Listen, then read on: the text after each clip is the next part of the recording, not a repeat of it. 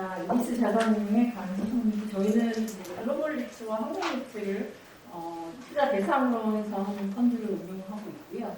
관련해서 오늘 특지 행사와 함께 글로벌 리츠 시장과 또 포함 한국 시장에 대해서 자세하게 현재 시장 상황과 전망에 대해서 말씀드리도록 하겠습니다. 크게 세 가지에 대해서 말씀드리겠습니다. 현재 시장 현황, 그리고 성장 잠재력과 투자 매력, 그리고 이러한 투자 매력을 위해서 좀 가져가야 되는 과제에 대해서 세 가지 포인트로 말씀드리겠습니다. 일단 한국 리츠의 역사에 대해서 말씀드리자면, 사실 그 리츠 제도는 한국에서 2001년에 도입이 되었고 상당 기간 동안 사실 거의 발전이 없이 국가시했습니다. 사실 일본과 싱가포르이 비슷한 시기에 제도 도입을 했고, 그리고 현재 지금 시가총액이 한 70조, 150조 이 정도의 시가총액을 가지고 있는 것에 비하면 굉장히 발전이 거의 없었다라고 볼 수 있는데, 이는 사실 어떤 기본적으로 한국 내에서 사모펀드 대비해서 세금 혜택이 굉장히 적었다는 점, 그리고 또 다른 선진국, 리츠가 발달했던 선진국이 가졌던 그런 리츠의 세금 혜택 같은 것들에 비해서 훨씬 비록 적었다는 점에서 리츠가 발전할 수 있는 계기가 적었었고요. 또한 한국의 부동산 시장 특성상 리츠를 위탁관리 리츠로 스폰서할 만한 그런 주요 부동산 플레이어가 적었다는 점도 부동산 시장 특성에 따라서 좀 발전이 굉장히 좀 저조했다라는 측면이 있겠습니다. 그렇지만 18년도에 이제 정부가 그 부모 성장 매치를 부흥하겠다는 그런 의지를 갖고 관련 정책들, 부흥 정책들을 시리즈로 내고 있고, 관련해서 이제 자본금을 좀 완화시켜주는 점, 그리고 또 사모펀드에 부여되던 세금 혜택을 이제 부모 매치로 돌리는 점에서 이제는 어느 정도 성장의 발판은 마련이 되었고, 실제로 그런 혜택들이 유효한 20년 전으로 해서 굉장히 성장 리츠의 개수가 굉장히 많아졌다는 점도 어느 정도 이제 성장의 발판은 이루어졌다고 보고 있습니다. 실제로 현재 18년 이후 22년까지 위탁관리 리츠 위주로 지금 성장을 하고 있고요. 현재로서는 21개의 성장 리츠가 운용되고 있습니다. 시장 현황, 시장 사이즈를 보시면 한국 전체 리츠가 가지고 있는 자산 총계는 한 17조 원 정도 되고, 시가총액은 7조 원 정도를 이루고 있습니다. 성장 리츠의 개수는 21개이고, 사실 지금 섹터의 규모는 코스피 대비 한 0.2% 수준이기 때문에 굉장히 미미한 수준의 섹터 사이즈고, 실제로 또 한 개 리츠당 한 개의 평균 시가총액을 본다면 사실 한 4천억 원 정도 규모이기 때문에 선진국 리츠들이 보통 적어도 최소 규모 한 10조 원 정도를 이루는 거에 비하면 굉장히 아주 작은 사이즈다라고 볼 수 있겠습니다. 그렇다면 미국과 한국의 섹터별 그 비중 비교를 한번 보겠습니다. 미국 리츠 같은 경우 사실 30년 정도의 그런 역사를 가지고 있는 굉장히 성숙한 시장이고요. 실제로 섹터의 전문화 그리고 다변화가 굉장히 잘 이루어져 있습니다. 실제로 그런 전통적인 물류나 오피스 이런 섹터 외에도 아까 후지에서도 설명한 것과 같이 이렇게 스페셜티 섹터도 굉장히 많은 비중을 차지하고 있고, 또 이런 비중이 점점 커지고 있다는 특성을 나타내고 있습니다. 한국 리츠 같은 경우에는 현재 굉장히 전통 섹터 위주로 구성이 되어 있고요. 다각화, 복합형, 그리고 오피스, 리테일, 물류 이런 대부분 차지하고 있고, 각각 한국 리츠의 특성을 좀 포인트로 말씀드리면, 일단 리테일 같은 경우는 굉장히 임차인 크레딧에 의존하는 그런 멜리스 리츠의 특성을 나타내고 있다는 점이 있고요. 그리고 오피스 비중이 꽤 크게 나타나고 있고, 그리고 또 여기는 지금 나와 있지 않지만 해외 자산 비중이 꽤 큽니다. 그래서 현재 초기 시장임에도 불구하고 해외 자산 비중이 한 25% 정도 차지하고 있다는 점이 한국 리츠 섹터 비중의 특이점이라고 말씀드릴 수 있습니다. 그렇다면 정책적인 지원이 구체적으로 어떤 것인가라는 것을 봤을 때, 실제로 상업 부동산 펀드, 우리나라 상업용 시장, 상업용 부동산 시장이 굉장히 사모펀드 위주로 성장했다는 것은 사실 사모펀드에 부여되는 세금 혜택이 있었다는 것이고, 이러한 혜택이 이제는 공모 리츠로 전환이 됐고, 이제 보유세에 대해서 단일 세율로 과세한다는 점에서 사모펀드보다 더 경쟁력 있는 상황이 되었고요. 그 외에도 저희가 좀 주목하고 있는 점은 퇴직연금과 연금저축에서 공모리츠 투자를 가능하게 하는 부분, 실제로 DC형 퇴직연금은 직접 투자가 가능하고 연금저축 펀드는 10월 7일부터 연금저축 펀드를 통해서 상장해서 투자가 가능하다는 점에서 사실 이런 100조 원 이상의 시장 자체가 공모리츠 투자가 가능하다는 점에서는 시장 수요 측면에서 긍정적으로 있습니다. 저희가 이제 K리츠 시장을 한번 스폰서를 위탁관리 리츠이기 때문에 스폰서가 누구이냐가 굉장히 중요한데 스폰서를 위주로 해서 저희가 세 가지 타입으로 그룹핑을 한번 해봤습니다. 첫 번째가 대기업 리츠이고요. 두 번째가 디벨로퍼 스폰서 리츠, 세 번째가 자산운용사에서 지금 저희 자산운용사에서 운영하고 있는 리츠들을 세 가지로 구분할 수 있겠는데요. 일단 사실 대기업 우리나라 산업 구조 자체가 대기업 위주로 발달을 하다 보니 그런 대기업 리츠가 굉장히 활성화될 수 있는 가능성이 높아 보입니다. 일단 이미 SK와 롯데가 상장을 했고 실제로 그 대기업 보유 자산에 대한 유동화 니즈가 증가하면서 이러한 삼성과 하나도 향후에 내년 상장하면서 여기 포함될 예정입니다. 사실 안정된 딜 파이프 보통 지분율을 한 40에서 50% 보유하면서 자산에 대한 컨트롤을 가져가고 그리고 또 안정적인 딜 파이프라인을 공급한다는 측면에서 되게 안정적인 구조의 리츠라고 보고 있고요. 디벨로퍼 스폰서 리츠 같은 경우에는 사실 아시아의 전형적인 모델이고 우리나라 같은 경우는 ESR 캔달 그리고 D&D 플랫폼 신한 서브 T&D 리츠로 구성되어 있습니다. 자산운용사 리츠 같은 경우는 기존의 저희 우리나라의 대표적인 자산운용사 이디스 자산운용이나 미래에셋 그리고 코라포 신탁 이런 식의 자산운용사가 리츠 라이센스를 취득해서 공모 리츠를 운영하는 경우이고요. 사실 이쪽의 특성은 굉장히 좀 우리나라의 굉장히 많은 부분을 차지하는 리츠이기도 하고 굉장히 좀 특징적인 특성들을 말씀드리자면 기본적으로 기초자산의 수익증권이 많이 포함되어 있어서 재관적형 리츠가 많다라는 점 그리고 또 향후에 지금 자산운용사들이 이런 라이센스 준비를 많이 하고 있기 때문에 아마 다른 유형보다 훨씬 더 많이 출연할 상장으로 나타날 가능성이 높다라는 점이 있고요.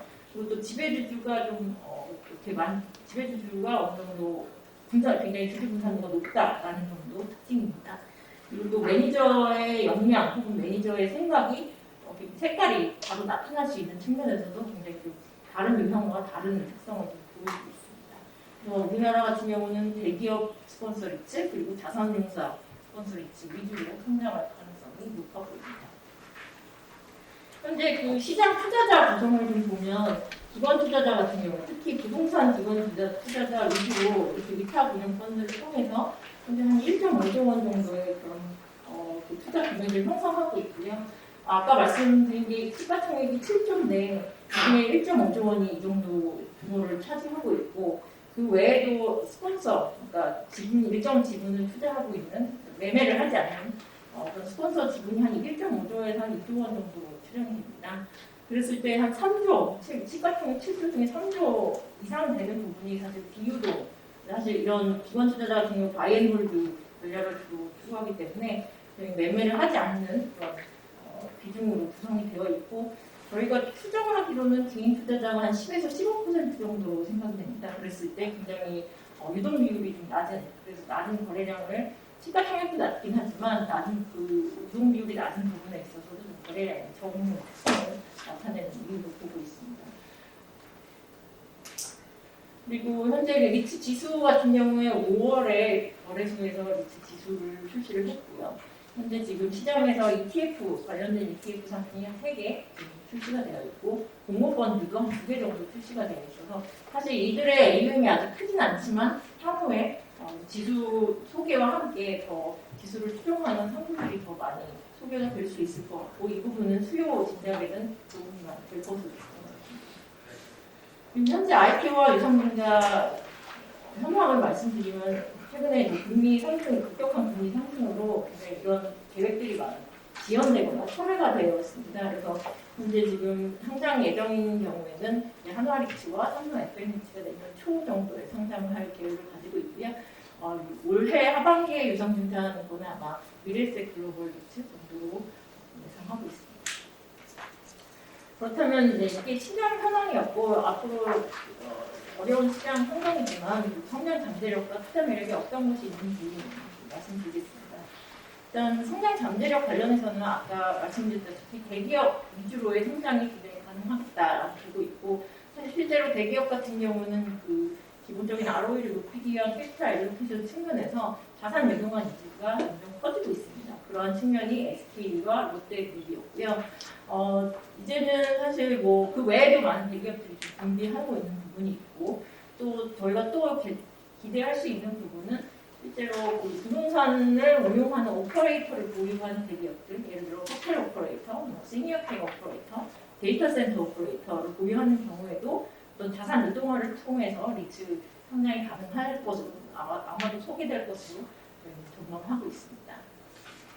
뿐만 아니라 이제 그 실제 우리나라의 상업용 부동산 시장 안에서도 지금까지는 사모펀드 위주로 성장을 해왔다면, 아까 말씀드렸던 세금 혜택 소멸과 함께 이제는 사모펀드의 시장이 어느 정도는 공모 리츠로도 좀 자산이 트랜스퍼될 수 있는 가능성이 높아지겠다라고 보고 있습니다. 그래서 상업용 부동산 시장 안에서 상장 리츠의 점유율이 더 높아질 수 있는 가능성이 있습니다. 그렇다면 얼마나 어디까지 성장할 것이냐라고 봤을 때, 이제 주요 선진국의 현재 그 리츠 시가총액의 주식시장 내 비율을 본다면 미국이 한 3%, 일본이 한 2%, 영국이 2.4%, 호주가 한 5% 정도를 차지하고 있습니다. 그래서 저희가 추정컨대 적어도 한 주식시장 규모의 한 2% 정도까지는 합리적인 가정으로 좀 성장 잠재력이 있겠다 보고 있고, 그렇다고 한다면 저희는 40조 정도까지는 쓸 수 있는 잠재력이 있을 거라고 생각하고 있습니다. 그렇다면 어떠한 발전 패턴을 가질 것이냐라고 봤을 때, 사실 지금의 시장은 굉장히 아까 투자자 구성을 말씀드렸지만 개인 투자자 비중이 적은 편이고 부동산 기관 투자자 비중이 굉장히 높은 편입니다. 그래서 어떤 시장 유동성이 좀 적은 측면을 나타내고 있는데, 사실 거래소 지수 출현 혹은 더 많은 리츠의 공급 그리고 또 퇴직연금 자금의 유입 이런 것들을 통해서 저희가 기대하고 있는 것은 일단 개인 투자자 비중이 좀 더 높이 형성되는 것을 전망하고 있고요. 그 외에도 해외 푸치 지수 같은 글로벌 리츠 지수에 편입됨으로써 나타날 수 있는 해외 패시브 자금의 유입, 그리고 또 리츠 시장이 어느 정도 성장한다고 하면 사실 해외 액티브 자금까지도 들어올 수 있기 때문에, 그렇게 개인 투자자와 어떤 해외 자금 그리고 기타 기관 투자자 자금이 확실히 좀 형성됐을 때는 의미 있는 거래량과 또 밸류에이션 수준을 나타낼 수 있을 것이라고 생각하고 있습니다. 그렇다면 상업용 부동산의 펀더멘털은 어떤가? 현재 지금 금리 상승이 굉장히 사실 상업용 부동산에는 기본적으로 비우호적인 환경인데요. 그럼에도 불구하고 사실 한국 상업용 부동산의 펀더멘털은 굉장히 견조합니다. 일단 오피스 섹터에 대해서 말씀드리면, 사실 여기 빨간 선을 보시면 이게 서울 오피스의 공실률 추이인데요. 굉장히 다른 유럽이나 미국 혹은 다른 아시아권 주요 도심과 비교해도 사실 가장 좋은 펀더멘털에 나타낼 정도로 굉장히 임대인 위주의 시장을 형성하고 있습니다. 그 외에도 뭐 물류 섹터 같은 경우에도 사실 최근에 어떤 PF 시장 강세 이런 것들의 이슈가 있었지만, 사실 상인 창고 위주의 그런 임차 시장은 굉장히 견조한 수요를 나타내고 있는 점은 사실 그 영업 실적 측면에서는 어떤 대부분의 섹터에서 굉장히 견조한 실적을 보일 수 있겠다라고 전망하고 있습니다. 그렇다면 현재 밸류에이션은 어떤가라고 봤을 때, 굉장히 저희 이제 여기 빨간 세모가 회사에서 발표한 감평가를 기준으로 한 주가 애제 가치고요. 그 외에도 이제 현재 주식 가격이 이제 10월 12일 기준으로 표시가 되는데, 사실 이거보다도 더 조정을 받아서 현재 한 마이너스 40% 정도의 할인율을 나타내고 있습니다. 근데 사실 글로벌 리츠도 굉장히 많은 할인을 보이고 있는 상황이어서 사실 그 글로벌 리츠보다 좀 더 높은 할인율을 보이고 있는 상황입니다.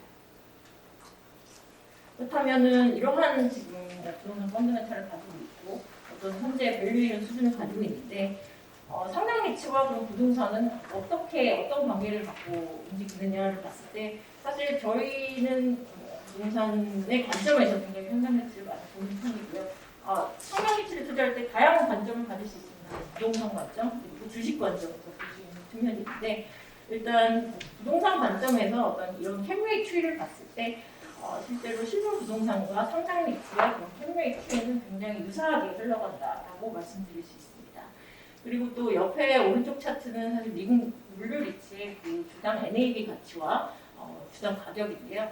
상당히 그 주당 NAV를 기준으로 해서 이런 변동성을 나타내는 측면이 있고 어느 때는 프리미엄을 나타내고 어느 때는 디스카운트를 나타내는데 프리미엄을 나타내는 경우에는 일단 세터 펀더멘털 자체가 굉장히 전망이 좋을 때 그리고 규모의 경제를 추구하는 그런 포트폴리오를 구축했을 때 그리고 또 그 경영진이 계속해서 어크리티브한 NAV 어크리션을 계속 추구할 수 있습니다. 나타냈을 때 이러한 프리미엄을 나타내는 경향을 보였습니다. 반면에 이제 디스카운트 같은 경우에는 이런 금리 조건이 안 좋을 때 그리고 섹터 펀더멘털 악화될 때 그리고 또 규제가 부정적으로 변할 때 혹은 매니지먼트 자체가 이런 트랙레코드가 굉장히 안 좋을 때 이러한 디스카운트를 특성을 나타내게 됩니다.